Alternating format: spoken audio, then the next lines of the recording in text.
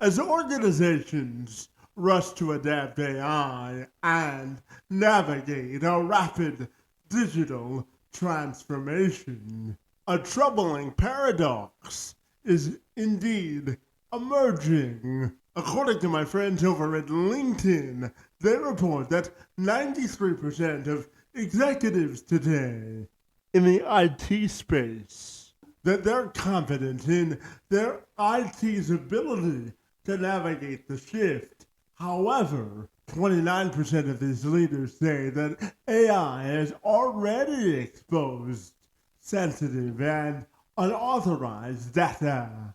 At the same token, nearly half of financial leaders today, at 48%, are being asked to adopt new technologies under tight headcount restraints, forcing a sharper focus on cost-effective and efficient solutions. So the question is, what is the competitive advantage driving 2026? It's no longer simply the technology, it's the people.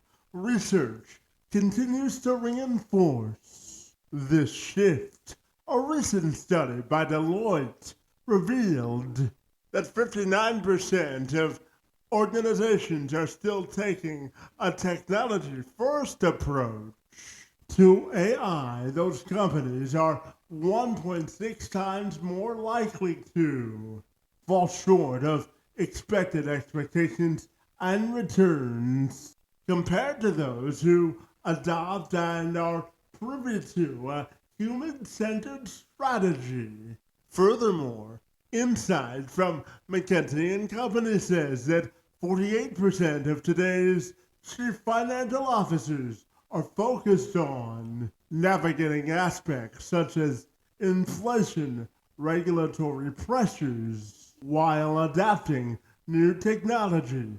Meanwhile, 44% are prioritizing things like cost reduction, which makes prioritizing clarity of complex IT issues the true currency of leadership.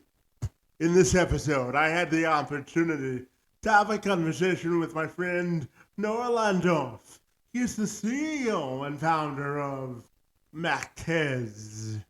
He spent more than 30 years helping executives and companies tame the tech beast. Noah simply doesn't solve technical problems. He redesigns the way that companies and organizations think about technology. He's got a background rooted in architecture and design.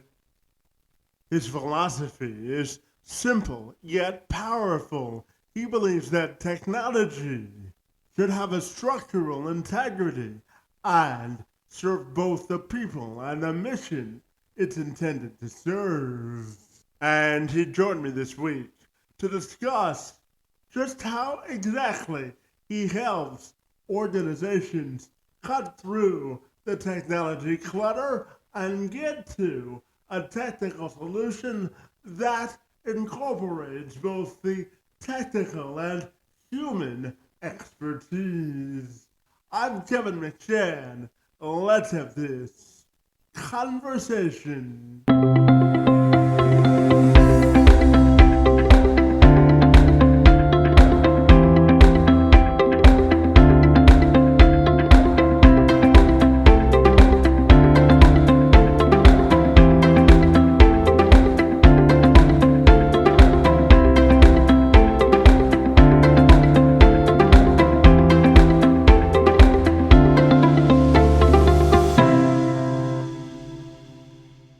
Noah, if you're ready, I'll take a moment to welcome you to the program on this Friday, and I'm super excited to talk to you about the intersection of technology and organizational culture. With that, my friend, I'll welcome you to the program and wish you a good Friday. It's great to see you, my friend.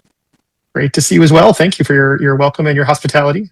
Absolutely. So, Noah, I know that for nearly 30 years, you've worked at the intersection of IT and technology, helping organizations understand the complexities of their technology problems, my friend. So I'm wondering if we can start our conversation by you telling me about your work, what makes you so fabulous, and why you love the intersection of technology and work, my friend. My firm, Macktez, has, as you mentioned, for 30 years, been doing consulting in the technology landscape. That's sort of a vague term. Consulting can mean many, many different things. But what we mean by that is that we work with some pretty wonderful organizations and kind of help them navigate periods where a lot of things are changing. Sometimes that's building a new facility or transforming some part of their technology. But one of our big kind of central beliefs is that making big technology changes without really involving the people who will be impacted by those changes is a kind of recipe for failure and frustration. So we spend a lot of time trying to figure out how do we navigate, within reasonable budgets and timeframes, all the different conversations and consensus building that you want to have. And it's a process. Sometimes we look back and we're like, oh, we could have talked to that person a little more or that person a little more. But we do love trying to navigate those challenges. And I think we've been very lucky to find ourselves in some great conversations and helping to make some really great organizations even better. Some of our examples of that are Little Island, which for anyone who's listening is in New York. It's this amazing park that was built just a few years back, about 7 or 8 years ago, built off the coast of Manhattan. You don't get an entirely new park built over water very often, but it's built on these pylons that kind of are like on this giant lily pad like structures. And the technology for that was just a super interesting project. It has an amphitheater and a smaller performance space. And because it was built less than 10 years ago, it's got some really interesting high tech stuff in terms of how the fire and safety and all that different stuff talks to each other. So, a great example of kind of a really interesting organization that's trying to build something, this sort of new community, this new place. But technology is a really kind of critical component of making that work well. And it was exciting to be part of that project. Yeah, absolutely. And I know I'm curious to get your thoughts on how technology is keeping up with dynamic change within organizations and how it's making organizational culture more accessible for more people to be creative, innovative, and contribute to organizations. What are your thoughts there, my friend? I think there's a lot of different aspects. There are areas where I think technology creates problems. Certainly, I think we've all had those moments where we're like, why did this thing that I liked change? And now I'm annoyed trying to figure out how it works. But simple examples, I think that will resonate for a broad audience are so many tools now work in a kind of cloud remote first way, meaning that you can use them at home, you can use them when you're traveling, you can use them maybe at multiple offices and in multiple places. Whereas just 10 or 20 years ago, a lot of the important tools that were critical for people to get things done, particularly in a secure way, really only could work within their own office, or they required like a special VPN connection that required a lot of manual kind of intentional configuration to get it working. And we're in an era now where I use the term consumerification to describe some of the trends that we're seeing, where tools and technologies are sufficiently sort of reliable and simple to use that people think of them as like a consumer technology, like the way an iPhone allows you to check your email, something that wasn't, 20 years ago, a thing a normal person would do from a handheld device. You don't need to run your own BlackBerry server and have an Exchange server and do all these different pieces. You can really just sort of buy a phone, turn it on, and type in a bunch of things, and boom, it works.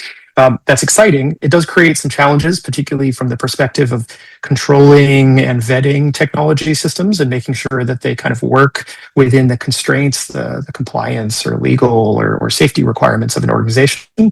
But I think we're in an era now where a lot of the communication technologies are really so much more friendly for a person to use with minimal training or background. And I think that's really exciting to see.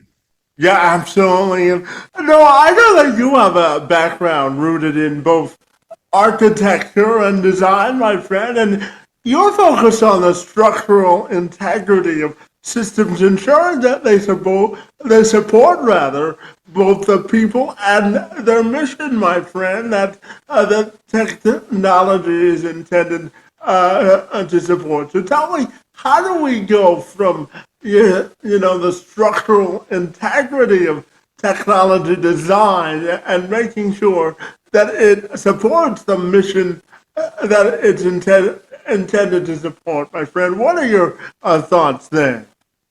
That's a great question. We talk about that in a book that my business partner and I just a month or two ago finally finished and got out the door called Tame the Tech Beast. One of the areas that I think a lot of technology focuses on is the actual widgets and gadgets and electronics. And I think the answer to the question you're describing really comes down to the people. The technology, no matter how clever or smart or well it seems to be working, if it isn't working for the people who actually have to use it, then it's not. It really shouldn't be considered working. We like to think of it as like a user interface problem. It's if the tool doesn't work to solve the problem the people who are using it want to solve, it doesn't matter how great the tool is in theory. It's not actually a useful, viable, successfully delivered tool. In practical terms, that often means building consensus and having conversations with people in organizations, something IT is not traditionally great at. So sometimes what we try to do is figure out who are the people who need to be part of this conversation and how do we have conversations with them in a way that's productive. Having 100 people on a phone call is impractical, but also sending out a survey is sometimes not a great way to get sort of true responses and answers. So it's often a matter of trying to figure out, every organization is a little different. How do you understand kind of where the challenges are and what works well and what doesn't work well, and how do you build in a feedback loop?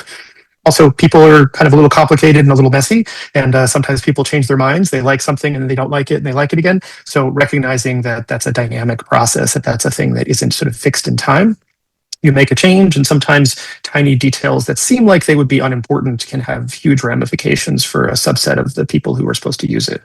So just sort of being thoughtful and asking questions. Absolutely. And you brought up your book in your last answer, so I will reframe my next question because my next question was about the book. And I'm wondering what your process was about writing the book itself, what you learned about how technology has evolved, and what do you think about how technology can be a strategic advantage for organizations, my friend? The impetus for creating the book in the first place is we had a lot of conversations. Again, we've been around for a long time, and we've had a lot of conversations over the years that have this sort of slightly tragic moment of, oh, I wish we'd had this conversation a year ago. And so after having a few of those, we sort of looked around and we were like, well, if we were going to have this conversation a year before the conversation we just had, how would that happen? And the end result of that conversation was that's called a book. A book is how you do that. If you can write a book and put it in people's hands, then before they reach a point where they've made a tragic choice or failed to make a choice, you can try to make the case for why these kinds of thoughts and considerations should be part of their business planning or their organization planning or some of their growth planning. So it's a chance to hopefully plant some of those seeds before the point in time when they would think to call us or an organization like us. Because to be frank, a lot of the times organizations like ours get brought in kind of later in the process than we would like. Many times organizations say, well, we're only 20 people. We don't really need to figure out this identity management thing. And it's like, well, ideally you would figure out at 20 because by the time you get to 50, it's a much more complicated problem to try to retrofit into your organization. And similarly, we've had a couple of organizations over the years who have tried to solve this at like 250 people. And it's just much, much more complicated to figure out how to implement these systems with 250 people spread across 6 countries. Whereas when they were like 50 people in one office in one place, the process to implement them would have been much, much less expensive, maybe orders of magnitude less expensive. But also you could have incorporated them into the onboarding. You could have seen some of the advantages of those systems before you grew. So that idea of saying, hey, how could we have a conversation with somebody before we met them? The book was sort of our vision, our goal on how to solve that. I slightly naively thought we could get the book done in 6 months, maybe a year, and it took a full 2 years before it reached a point where we were happy with it. But I do feel like it's a good book. I feel like it's very accessible to a wide range of people. And ultimately, the sort of the message of the book is to encourage particularly business and organizational kind of leaders to not think of technology as sort of like an expense that you have to add later, but to think of it more like an opportunity, something where earlier in the process you can say, how would I approach technology? How would I approach it later? I don't need to necessarily spend the money or solve that problem now, but encouraging people to pause earlier in the process and kind of get their head around what do I want to have in place by the time I get to this other point in my development. And that might be things like identity or security, or how to, some of the silly examples that sometimes come up are like making sure that when you only have 20 computers, you've put in place the correct foundational components so that when you buy new computers from Lenovo or Dell or Apple, that those computers are sort of part of the correct account configuration so that when you add more, you have good, clean records that are maintained and stored, and you don't look back and have to sort of scratch your head and be like, where happened to that one? Whose desk drawer is that thing in? And having those systems in place before you grow is a huge advantage. Yeah, absolutely. And Noah, just before I ask you about your event series, I'm curious to get your answer on the whole idea of technology, AI, and how it's sort of finding its way in the workforce, and how we can make sure technology, AI, and a human-centered approach to technology is still evident, so that people don't feel like AI may be taking over a human-centered job. And I'm curious, with your experience, how do you think the modern workforce can benefit from a technology while also appreciating the human element? What are your thoughts there? Yeah, there's a lot of complexity in that. It's a great question. When we talk about technology, I like to remind people something that I used to say in the very early days of the organization is that a pencil and paper are technology. Technology isn't just computers. Technology certainly isn't just AI or automation. Technology is all of these tools that we are using. Some are computer based and some are analog. Organizational systems, checklists are a kind of technology. So recognizing that these tools that we use, which are a very broad category, that those are very powerful and very important. But technology doesn't have to mean the latest widget, the latest tool. The very latest kind of contraption or SaaS product or service isn't necessarily the best one. A lot of organizations that we work with are nonprofits, are value-driven organizations, and many of them have very constrained budgets in terms of how much they can spend on technology. And I think the message I like to remind people of, it's not about spending more. Sometimes it is, but often it's not about spending more. It's about spending it thoughtfully and making choices about where you spend your funds, deciding what kind of systems you put in before, not waiting until you're sort of buffeted by obligation or commitment or requirements. So that's part of it. I also like to talk about this sort of slight side topic, which is I think there's a lot of very justified concerns and hesitancy and reluctance about AI as a particular technology or a particular set of technologies, since it's sort of a catch-all for machine learning and generative AI and analytic AI and a bunch of other tools. Ted Chiang, who is a really fantastic science fiction author. He has a really wonderful set of short stories. The film Arrival, which many people have seen, is based on one of his short stories. But he has a great series of essays. And one of his early essays from many, many years ago, from early in the AI sort of discussion, was this proposal that people's fear of AI isn't actually really fear of AI, it's fears of capitalism. And I think that's a very helpful framing to recognize a lot of the reluctance and the fear and the hesitancy that I encounter about AI is really about what business leaders are going to do that's bad with AI, not about the AI itself. The AI itself has some challenges and complexity, but a lot of the fear and hesitancy is about the business decisions potentially being made in a kind of destructive and sort of like terrible way for the individuals involved. And that's really business choices, not necessarily pure tech. So I think it's helpful sometimes to recognize that as a variable. And then that allows you, I think, to talk about what we mean when we say AI and what we mean about its ramifications and impacts, not just environmental and cultural and employment and kind of like how people collaborate and interact with these tools in the sort of in the present and potentially in the near future.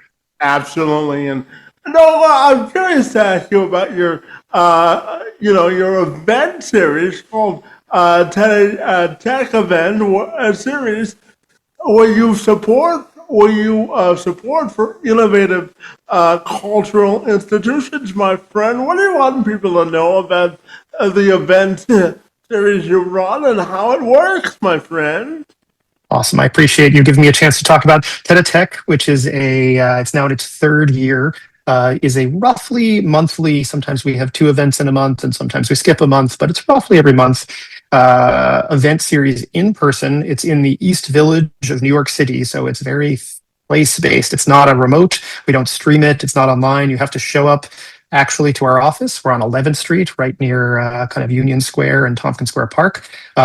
These events are relatively small. They're under 30 people in the room, and each of them is sort of a deep dive into a esoteric, usually quirky topic. They are technology related in the sense that I defined technology earlier. It's a set of really interesting topics. I try to find somebody who just has like really deep knowledge in some obscure area that most people haven't thought of. We do get consistent feedback from people that they're like, wow, that was like an incredibly valuable 45 minutes. We've had some super interesting topics over the years. The next one we have coming up is on reserve currency and Westphalia. It's this idea of what and how does the sort of the financial system work. The person who's going to be our speaker for that was the former head of blockchain at MasterCard, so has some great credibility in that space, but is also very interested in like ecology and green things. So a super interesting character. The next one after that is on it's an archivist from Robert Rauschenberg's collection, and it's on sort of archives and dyslexia and the impact on like what it means to accommodate different types of record keeping and taxonomy in the idea of like curating and designing the technology for recording and communicating kind of an artist's legacy. So some super interesting concepts. And then we have the next one after that in late July is on 3D printing exotic materials. It's called Alchemy, and it's with the CEO of Ultimaker America, formerly MakerBot. And it's going to be talking about some of the really interesting material stuff that's happening in essentially additive 3D printing. So three very, very different topics. Those are fairly representative of the wide range of topics that we talk about. But we add a few every month or two, and I would encourage people to check back if those three are not on dates they can make it. We'll keep adding more for the rest of the year. And they're a fantastic opportunity. We do ask for a small registration fee. We ask for about $20. Although to be fair, we actually do that primarily so that people will show up because we have so few seats. We want to make sure that people are really coming and going to join us and fill one of those special rare seats. Yeah, absolutely. It sounds like an innovative way to connect about technology and lifestyle and everything in between.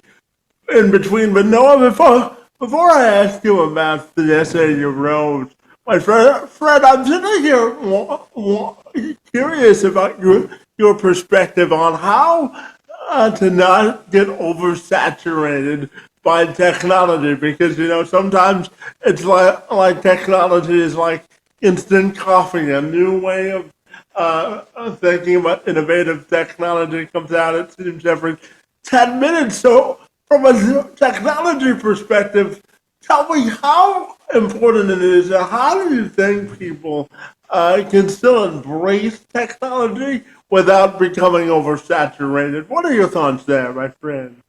There's a lot there. I think I like to think of technology, as I mentioned earlier, not just in terms of the latest and greatest, but as sort of classic historical technologies. So I think one of my big encouragements would be to read, to take time and kind of read fiction and nonfiction, to think about how other people perceive these tools. I think it's sometimes very tempting to try to approach a technology by playing with it. I think a lot of technologists essentially don't use their tools, but they play with them, and they're like, this AI tool is great because I threw a bunch of random things at it, but like it doesn't do something for the world. It doesn't help me solve a greater problem, but it kind of produced this pretty image, and therefore it's worthwhile.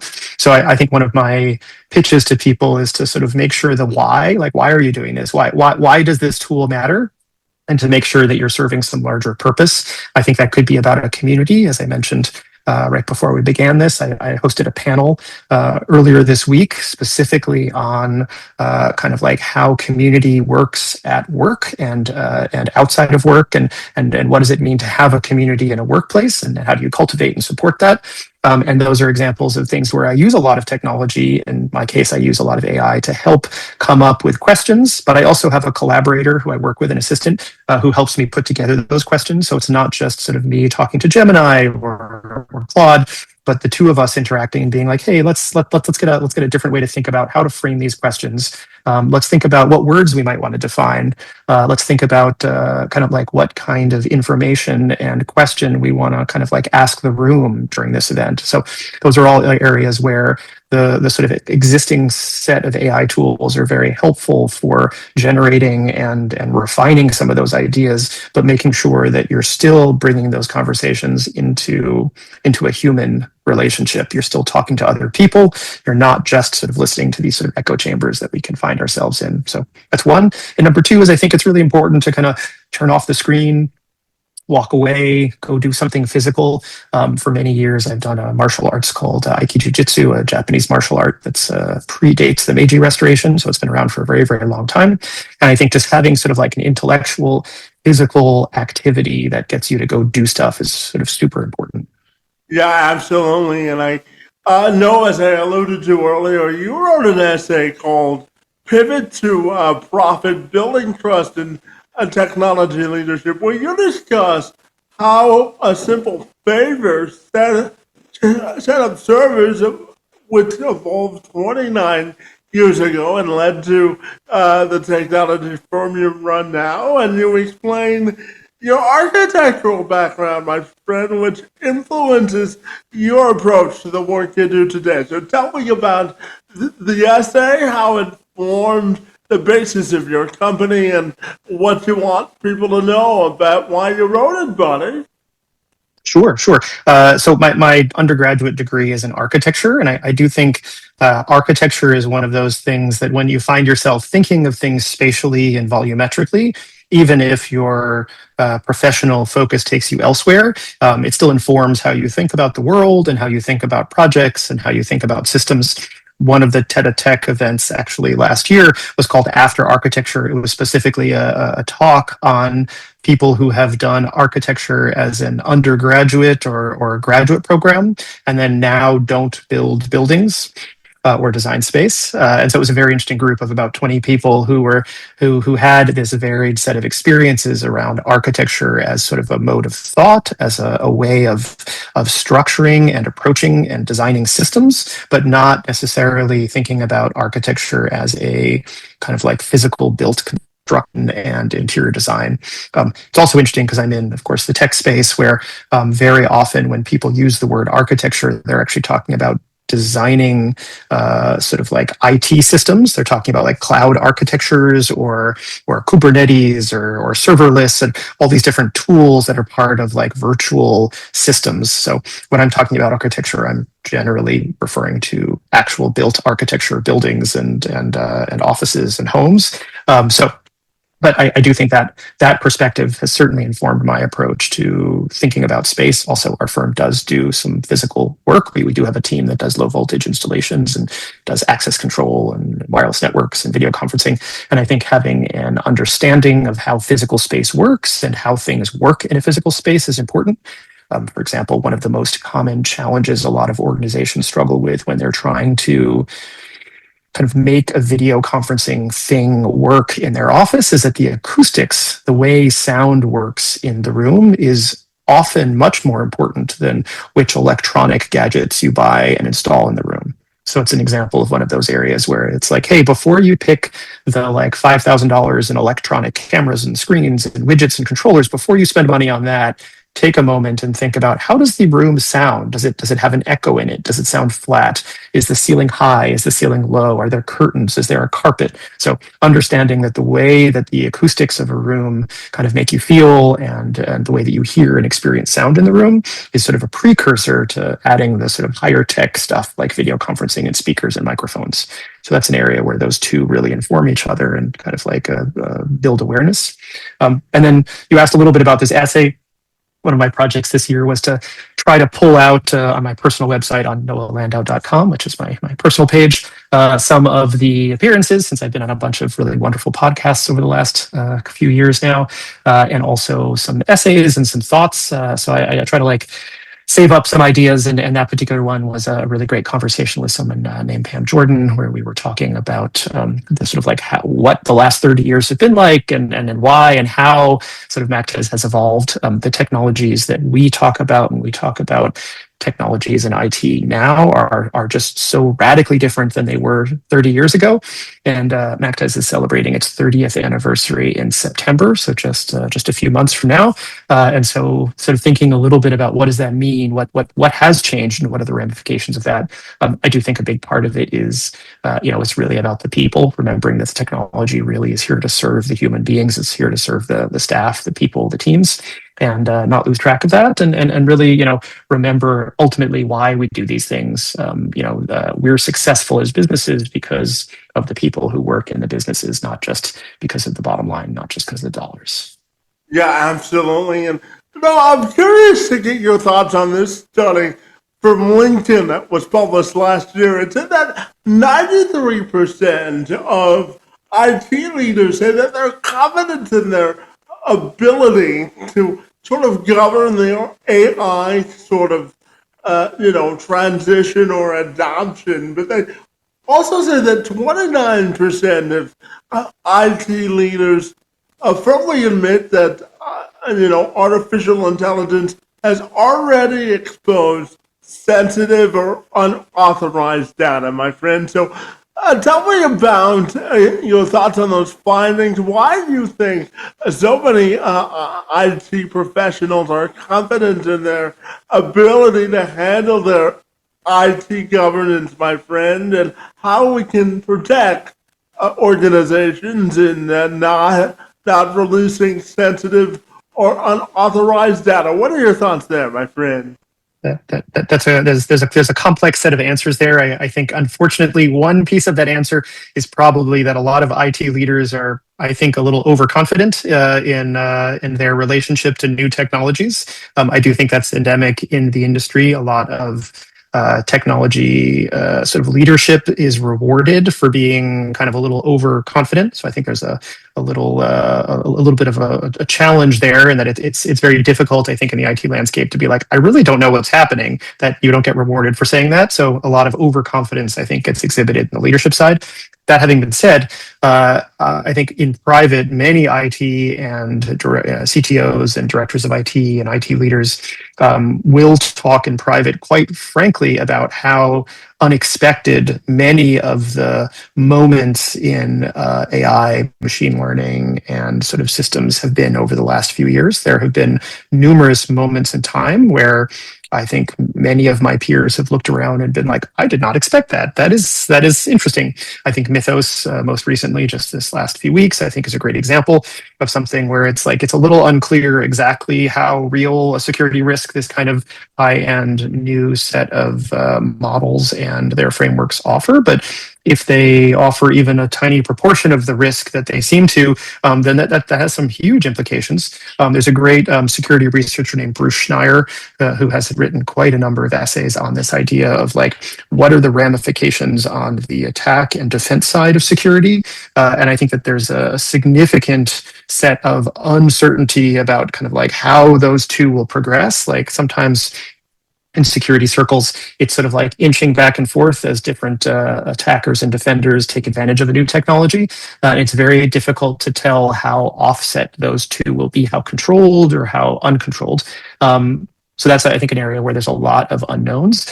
It's also, to be blunt, the pace of change in the sort of AI models has been so rapid that it's very easy to say with confidence, this is how it is, and then wake up the next day and be like, and now it's different. So I think a certain amount of humility and modesty is necessary to say like, hey, no person knows exactly what's coming. Even Jack at Anthropic, or even people that are like super close to a lot of the core technologies, even they are only seeing one sliver of what's happening. And so I think it's super helpful and prudent when you hear people speaking very confidently about AI to pause and be like, they may not actually know. They might be speaking with greater confidence than is warranted. I think that's sort of the broad strokes. The narrow piece is on an individual small sort of scale, kind of taking the time to read terms of services and try to understand when you're dealing with particularly a generative AI, some sort of LLM, what does it mean to put data into it? And is the data that you're putting into it something that you wouldn't share with a stranger? Would you post it? Or like, would you put it on Google Drive? So we had a conversation just this week about kind of internally, if we have a spreadsheet of, confidential or private information, would we put that into Box? Would we put that into SharePoints? Would we put it into Google Drive? Would we put it into Claude? Would we put it into Notion? Like, what does it mean in this day and age to make distinctions about how these different cloud-based storage providers are accepting some of this data? And what does it mean to put your data in? For example, Gemini is a good example of one where the terms of service for Gemini from Google's side say, hey, if you put information into Gemini, it is not incorporated into the model. It is, if you're paying for that plan, that is, contained and disposed of and treated properly.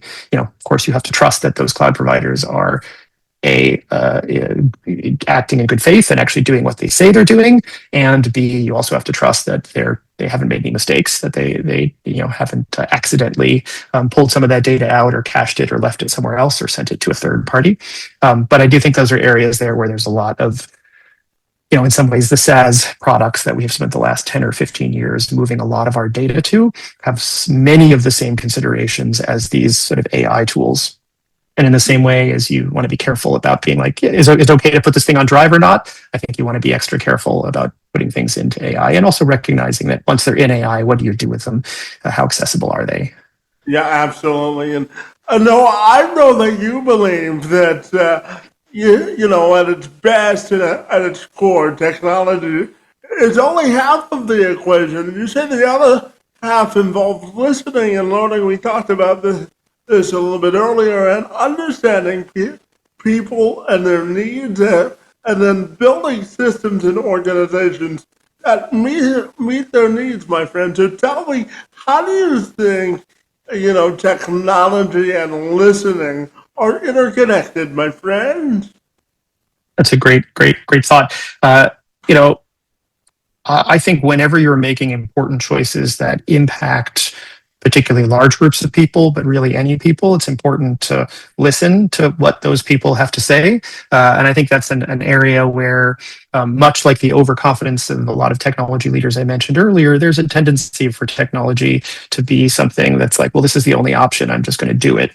So I do think that all of these kinds of explorations, there is a moment of pausing and thinking, who's impacted by this decision? Who in this company, outside this company, is impacted, and should they have a voice in this? Should I talk to them about it? Should somebody kind of like ask them?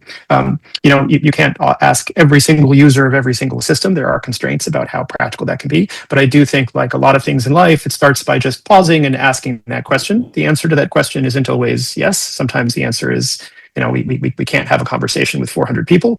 But sometimes the answer is we should maybe try to find one or two people, or maybe we can run this idea by somebody and see what they think. So I think that's an area where, people who are impacted by these things really should be part of the conversation. Yeah, absolutely. And I also know in your spare time, my friend, you're a founding board member of what you're calling the Victorian Web Foundation, which is a nonprofit organization that maintains the longest running website dedicated to Victorian art and culture, my friend. So tell me about the nonprofit and why it's so important to you, my friend. I think nonprofits, speaking of technologies, like nonprofit is a particular kind of business organization technology. Corporations are another form of technology, certainly not a computer technology, but an organizational technology. And nonprofits, I think, are particularly interesting in that they say, this is not owned by me, the owner. This is owned by for the common good. There's a group of directors, board members, who are charged with ensuring that the mission of this organization continues in perpetuity. I'm on a number of different boards. I'm also a board president of a nonprofit called Union Docs, which has been around for a while, which is a documentary film residency program, which we're in the middle of a capital program, just finishing our building. Hopefully in a few months, it'll be open in July, I think, if we're lucky. And once again, hosting residencies and more programs, but amazing organization. Victorian Web, I think, is a fun, small example. It's actually my father's work many years ago, before the World Wide Web existed in the 1980s. He was part of a very interesting experimental scholarly research project that created a body of these interconnected texts. My father, George Landau, wrote a book called Hypertext that was very influential in the 80s and 90s. And the idea was that you would connect these sort of chunks of text to each other, and that changed how we learned and how we read and how we understood. You could think of it in the old days, we would talk about it like, oh, it's sort of like a footnote, but instead of like a footnote that tells you to go to another book that you then have to like find it, it's like you just click it and you immediately go to the other book. So much like a table of contents or an index, where a footnote allows you to connect two things from different places. The idea of the link of hypertext of the web was super interesting and very fascinating. And he had a bunch of really interesting scholarship about what that means, how you would learn as a student who wants to learn about Tennyson's In Memoriam. Do you understand that this reference to a hand is actually a reference to this other poem? And if you can see those two side by side, does that help you as a student to sort of follow the scholar's thought process to really understand something deeper and greater? Now, of course, that's not a terribly new or exciting idea anymore. The World Wide Web, I think, has made a lot of those kind of things very commonplace. That experience of like linking and following and browsing is a thing that people do quite a lot now. But in the 80s, it was quite exotic. And the Victorian Web was, in its early days, sort of an example of this sort of scholarly map. And over time, it became this, frankly, enormous, it's 100,000 documents, really enormous group of really meticulously, beautifully edited and curated texts and information about Victorian arts and culture. And so I like to sort of think of it a little bit like it's almost like a mini Victorian sort of version of Wikipedia, but written by academics and students and experts. So a lot of the editors, there's a really amazing group of editors who continue to add new content and build more and more stuff out. But a lot of really amazing academics, retired academics, who are devoting a bunch of time and effort to building this thing. We are on the side trying to do some small updates. We're in the middle of a process to update the cascading style sheets to make it a little more responsive. We did a wonderful project last year where we redesigned the logo, which is slowly being rolled out. But because it's a nonprofit, and again, because it's Victorian arts and culture centered, we're a little slow moving. We try to move a leisurely pace. So over the next year or two, I'm hoping we'll have implemented a lot more of those modifications and changes. And will be more accessible and easier to read for people on a wider variety of devices. So I think it's just some really amazing material. It's also a tiny bit of an homage to my father, who died a couple of years ago, and everyone on the board was sort of thinks back fondly to his early leadership in the organization.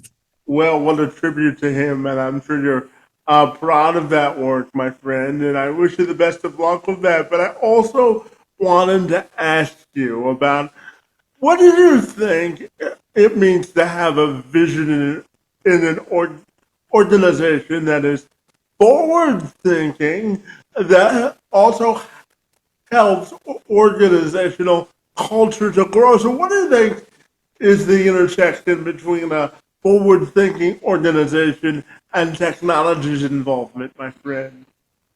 I think forward thinking and organizations of people are tricky. I think it's very tempting to sort of think of technology as something that you like buy or build, and it has like a linear, clear progression, whereas people are messier. People have bad days and good days and feelings and disagree with each other and take time to come to consensus. So I think when you want an organization to have good culture, it requires doing a little bit of work and taking a little bit of time and kind of like letting the individuals in the organization contribute in a range of different ways.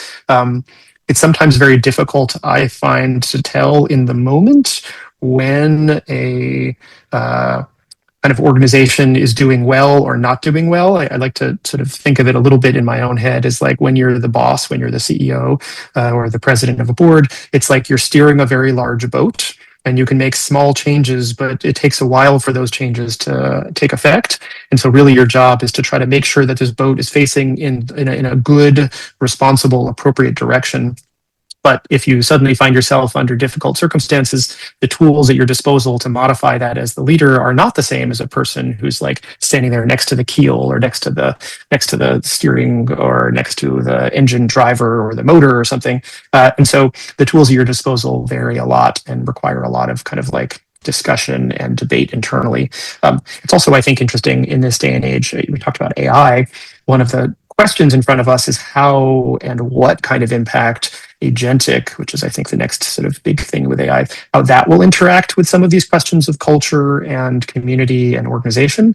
What does it mean if half of the entities that are operating within your organization are not sentient people? They're these sort of like automated subroutines. So that is an answer I don't know yet. I'm curious to see.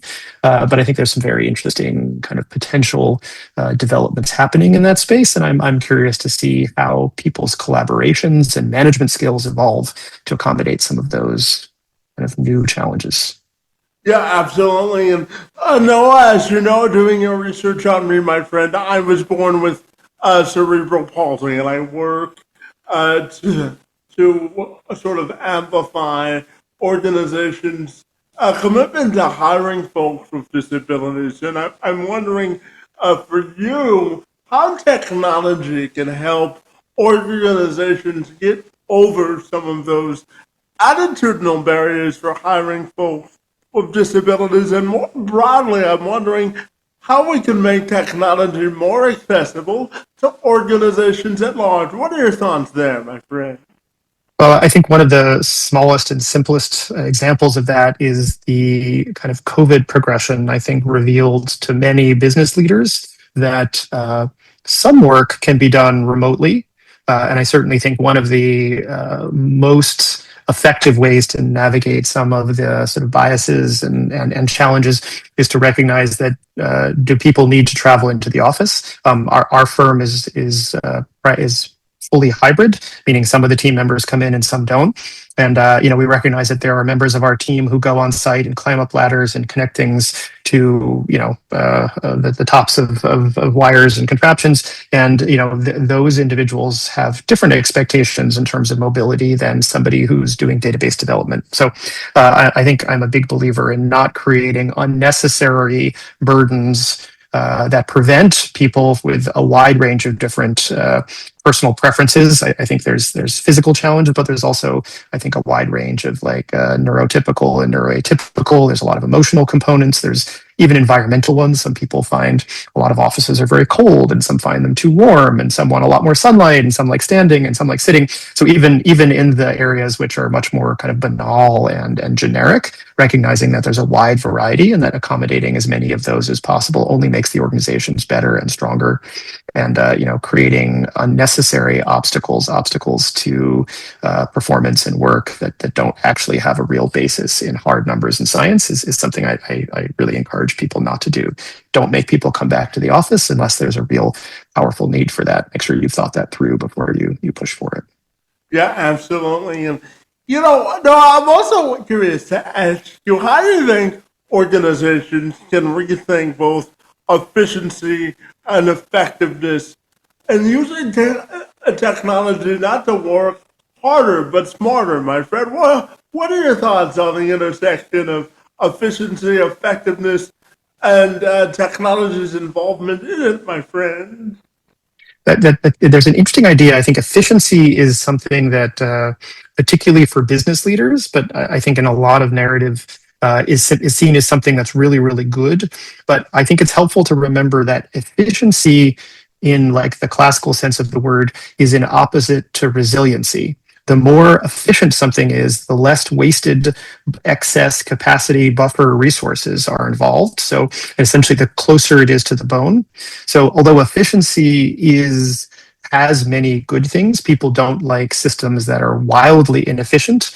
I do think recognizing that efficiency is a slightly treacherous actual goal, and remembering that resiliency, which is sort of the opposite of efficiency in many organizations, that having two different people have capability to solve this problem, not only one, might seem inefficient because, well, why train two people when you could train one? But it builds a redundancy and a resiliency, and it allows one person to be out sick and have that system still function. So I like to talk about those things in terms of don't get seduced by efficiency for its own sake. I do think a lot of times when people think about efficiency, what they're really actually talking about is frustration with things that don't work well. And so I sometimes try to tease that out and say, hey, is this something that you feel is inefficient? And by that, you mean the experience that you and your team are having trying to do this thing is frustrating, because that's not quite the same thing as efficiency, although it feels very similar in the moment. We talk about that quite a bit in the book, these things that are very frustrating because people feel like they're wasting their time. And that, I think, is something that's very valuable. You can think about how this system should be. Maybe it's more efficient, but how it could be less frustrating, how it could serve the needs of the constituency, of the staff, of the clients, of the people that are working together. I think technology offers lots of opportunities for that through things like automation, but also in many cases that's a failure of design. The system hasn't been designed to accommodate the way it actually works. We sometimes talk about how there's often many organizations have a person who sits in a corner who created an Excel spreadsheet that calculates something. And, it's like we have all these fancy databases, but then they pull everything out of the databases and put them in a spreadsheet to crunch the number. And sometimes that's an idiosyncrasy and the person is doing it because they want to. But sometimes that's a sign that we failed to account for some other part of the system, that there's like, hey, why can't we do this process, this report? Why can't we pivot tables the way this person is doing? Why can't that happen in the actual system itself? And I think that's an important question to ask. Like, can we track this information in Jira as opposed to exporting it and putting it into a spreadsheet and manually recording it? So sometimes the answer is no, but asking the question of like why those extra steps are required, I think, is really valuable and important. Yeah, absolutely. And Noah, I've got two questions left for you. And the first of those two questions is this, my friend. Leading an organization for almost 30 years, and knowing that you have a philosophy on leadership development and social connection, and I think more and more today in organizational cultures, it's also about emotionally connecting with the people that you work with. Now, I know that your firm is almost fully remote, but I'm sure you've got some thoughts on meeting people where they are and social connection, and how it's made life easier through technology to socially connect with people both inside and outside of the office. So I'm curious to get your answer on the importance of authentically connecting with people, the social connection piece of it, and how technology has helped us bridge that gap. My friend, what are your thoughts there?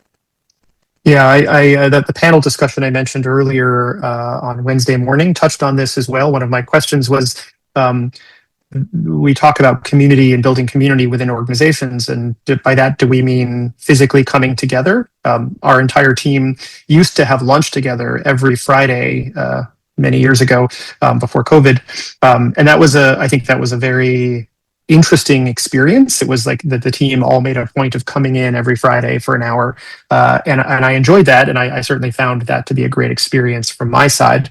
But I think one of the things that COVID and some of the sort of moving to more hybrid environments was recognizing that there's a broad range of people. There are people who would rather not sit around a table for an hour with a bunch of peers and make small talk. There's people who really enjoy that, but just because I enjoy that doesn't mean that everybody else will. So I think one of the this is sort of a slightly messy answer, but one of the, I think, important considerations for leaders when you're thinking about community and connection among your team is to recognize that there are a wide range of different individuals.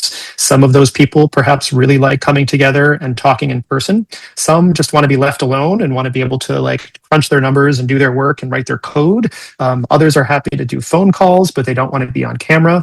Others are happy to be on camera all day long and really enjoy that and are really gregarious. But this mixture of introverted and extroverted, and people who are more word based and people that are more real time based and people who like writing things down and sending them and having a chance to think and people who like thinking on the spot. That sort of recognizing that a great team is a mixture of all of those different qualities. And as a leader, don't project your own personal preference onto everybody else. Kind of try to build in the capacity to find out what the people in your organization actually want.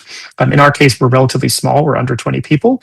And so it's interesting to say, hey, a subset of maybe a third or half the company really likes to get together and go to a museum every once in a while. That's great. But that also means don't berate the people who don't want to go to the museum. It's fine. If they don't want to go to the museum, they don't have to. That's not their job. So make sure that you choose to prioritize and evaluate people's performance based on what their actual job is. Don't criticize them for not socializing afterwards if that's not something that they enjoy.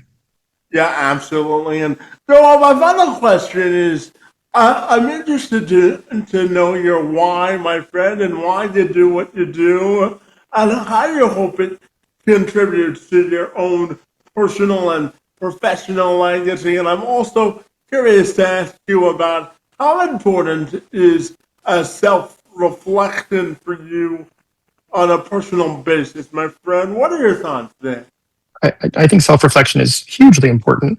I sort of half jokingly, half seriously used to say in the first decade or two of the organization that I would kind of like pick something every few years and that would be the new thing I would learn. And then a big part of being the boss of a small technology consulting firm was that I got to change hats. I spent the first few years learning how bookkeeping worked and how to balance books and do invoices, and then a few years how to like hire somebody and manage them, and what exactly KPIs were, and what HR was supposed to do. And over the different years, my focus has been in different places. Nowadays, it's primarily on communications and marketing and sales, and managing a very small group of client services account managers. And I think still about how some of the technologies work, how some of the workflow and automation and what systems out there can be taken advantage of. But ultimately, I think for many years I was fascinated by the idea of like, oh, if I'm the boss, I get to do a different thing every once in a while, and that's fun. That means I get to sort of constantly be learning and trying new things. I'm not stuck in the same role.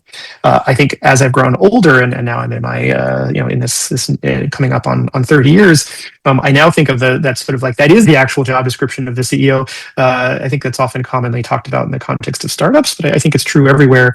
Yes, the sort of stewardship of the sort of like the strategy and the goals of the organization are in there, but really there's an idea that if you're doing the same thing for years at a time, then somewhere in there you probably should have figured out that process and handed it off to somebody else and moved on to a new process. So personally, a lot of my why is sort of being able to take advantage of the opportunities to learn new things. Certainly, AI offers a category of those and a bunch of tools, but I think in many cases there isn't anything especially unique about right now. There's been versions of that for the last 10, 20, 30 years. And I'm grateful that I happen to be in a position where I can kind of leverage some of my personal interests.